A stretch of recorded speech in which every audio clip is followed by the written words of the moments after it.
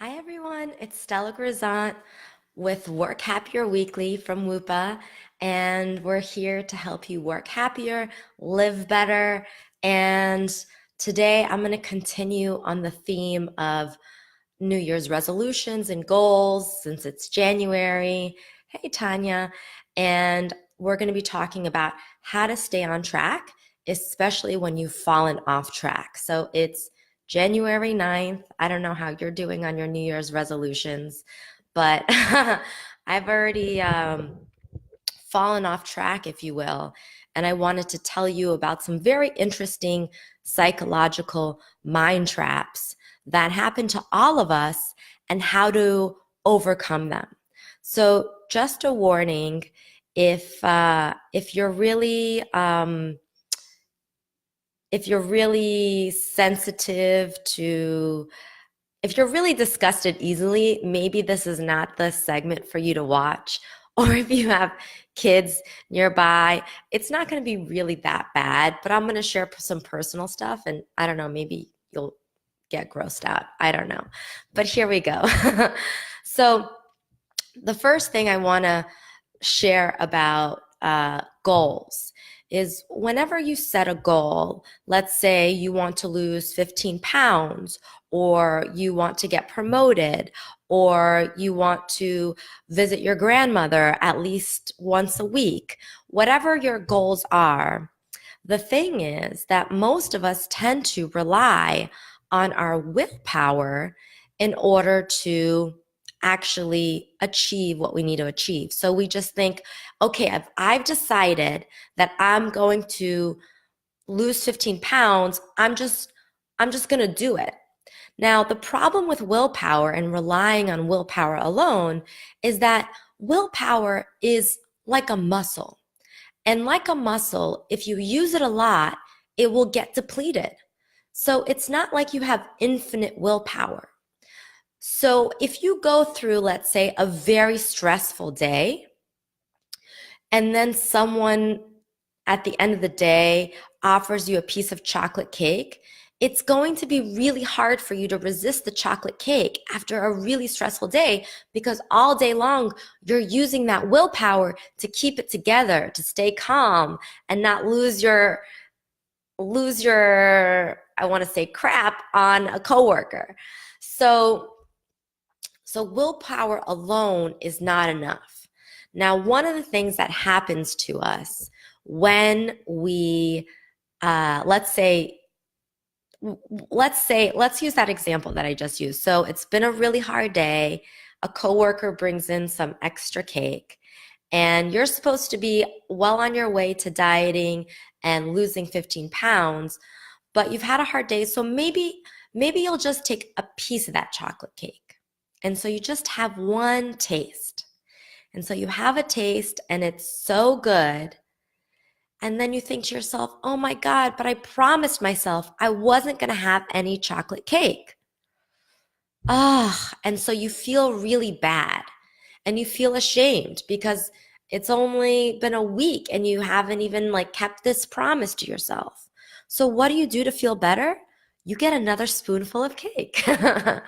So that's what psychologists call what the hell effect. Because you're like, what the hell? I might as well do it. And you go, and by the time you're done, you've had the whole cake. You haven't just had a slice, you've polished off that whole thing of cake. Okay. How many of you guys have ever done that? Tanya, Margaret, have you guys ever done it? Sean, I have totally done that. My danger zone is actually with Nutella. Like I'll just have a spoon and then I start scraping the bottom of the jar. So this isn't just applied to dieting, the what the hell effect. It works for all types of goals that we set for ourselves. And so I want to share a personal story that just happened over the past week or so. As you can hear in my voice, I'm a little hoarse. I had a cold, and one of the intentions that I set for myself is my gym is located right next to my daughter's preschool. Like it's right there. And so I said to myself, when I drop her off, I'm going to work out. Because how much easier and more convenient could it get?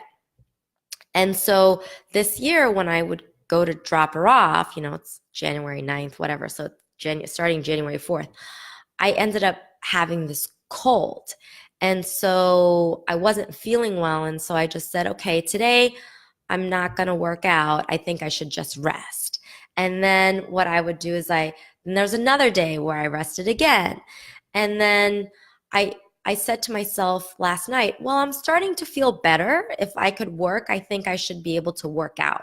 So I said to myself yesterday, Stella, tomorrow morning, you're going to go and work out. So I wake up and I'm not feeling as good as I thought I would be feeling. And so I'm kind of debating whether or not I want to work out in the morning.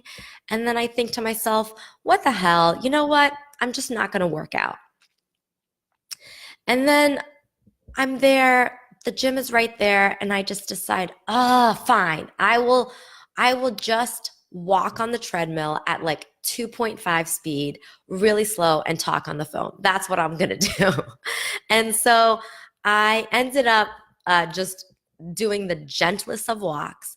But afterwards, I felt really great about myself because, even though I didn't like break a sweat at all, at least I showed up. And so and that made me feel really good. And so one of the things I always talk about with my clients at the end of the day, not every day you're going to hit it out of the park. Not every day you're going to make massive strides on the most exciting goals, but every day matters. And every day you're actually doing small steps that move you towards being who you want to be.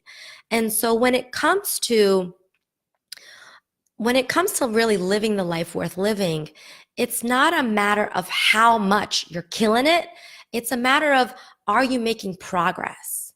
And so what was really meaningful for me today, and even though I know it, I mean, I'm what the helling all the time. And so it was really like touch and go with the what the hell effect today for me. And I just feel really good that at least I could check off I did something towards my vitality, which is one of my values. And I've talked about values in another Facebook Live. But your values are your guardrails that keep you in line, moving towards your vision. And your vision is your most alive state. It's a description of who you are at your best.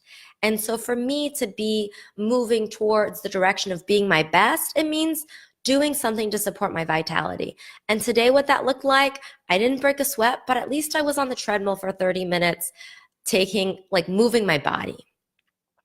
And so when it comes to your goals, what you want to ask yourself is not just what did I do to move, what did I do towards my goal today, but maybe a better question is, how did I show up and be who I wanted to be today? Because that measures something else. It measures progress.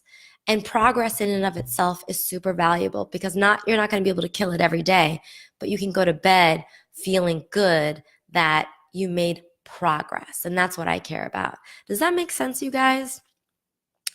So the other thing, excuse me, the other fun thing that happened to me today is I realized I have pink eye. So that's why I told you at the beginning of the call, if you get grossed out, maybe this one is not for you. So I got pink eye and I thought to myself, I mean, it doesn't feel bad at all. It's just my eyes are really red. I don't know if you can see. So my eyes are really red. I don't feel the pink eye. It's actually not bad. But I thought, this is in the back of my mind, I'm always like, we're always trying to weasel out of doing what's uncomfortable. And I thought, you know what? Pink eye is like the best excuse not to do a Facebook Live today. That's like kind of the gremlins in the back of my mind. I'm just like, I'm just going to stay. And, I put on like lipstick to distract you, but like I couldn't put on eye makeup because I have pink eye. And I thought, man, I'm going to like not be able to put on makeup. I really don't feel like getting out of my sweats, which I didn't today. And I just thought, you know what? This is a really legit excuse not to do a Facebook Live. And then I talked to my husband. I said, I wanted some validation. I said, what do you think, Ilya? You think like I shouldn't do a Facebook Live because I have a pink eye? Kind of hoping for him to say, yeah, you should just sit this one out. And he said, no, just do it. Like you can even talk about it. So here I am. And so I just wanted to share like sometimes just sticking with our goals is like it's such a slippery slope. It's like for me, I find it so easy to create excuses and weasel out of anything that's slightly uncomfortable. And your goals, if you set them up right, should make you a little uncomfortable, right? That's what makes them exciting and you want to strive for them. So it's a really slippery slope if you're if you just do one thing, if you get off track just a little bit to kind of keep going in that direction.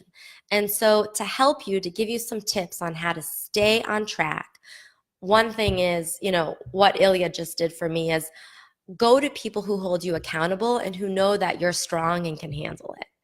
So that's one. Another thing is to always reference your values and ask yourself, is this choice propelling me in being who I want to be? And when I sat out and didn't go to the gym for the first few days of the year, that actually was supporting my vitality because I needed to rest. But this morning, I was feeling okay enough to actually like take a walk. So you want to ask yourself, is this choice propelling me towards being who I want to be or not? And then you want to not rely on your willpower and create habits that make it easy for you to just do what you need to do.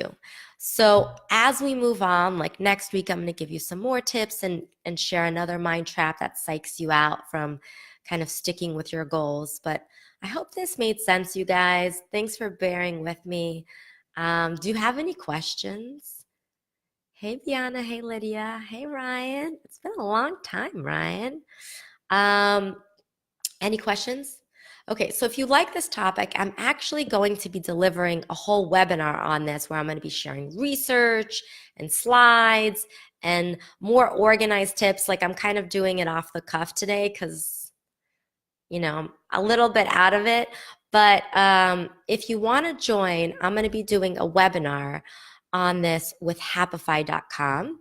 And it's free. If you guys want to join, you are welcome to join. Oh man, where's that link? I'm going to get you the link right now.